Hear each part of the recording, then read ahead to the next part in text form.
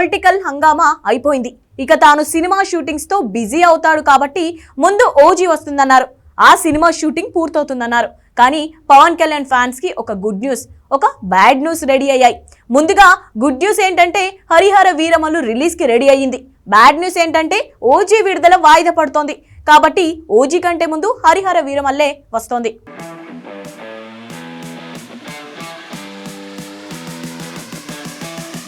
రెండు భాగాలుగా రాబోతున్న ఈ సినిమా పెండింగ్ షూటింగ్ ఏం రత్నం కొడుకు జ్యోతికృష్ణ తీయబోతున్నాడు. కేవలం 10 రోజులు షూటింగ్ పూర్తయితే హరిహర వీరమల్లు మొదటి భాగం రిలీజ్కి రెడీ అయినట్టే. డిసెంబర్లో హరిహర వీరమల్లు రావడం ఫైనలైజ్ అయిపోయింది. 150 కోట్ల బడ్జెట్తో ఏళ్లుగా సెట్స్కే పరిమితమైన ఈ మూవీ ఓజీ సినిమా కంటే ముందే రాబోతోంది. ఎందుకంటే ఓజీ మూవీ సెప్టెంబర్ 27న రావడం గగనమే అంటున్నారు. ఈ సినిమా పెండింగ్ షూటింగ్ పూర్తవ్వాలంటే 45 రోజులు కాల్ షీట్స్ అవసరమట. కానీ ఏపీలో జనసేన కూటమి గెలిచేలా ఉంది. అదే జరిగితే పవన్ పొలిటికల్గా మరింత బిజీ అవ్వచ్చు. సో ఓజీకి తను టైం కేటాయించే ఛాన్సే లేదట.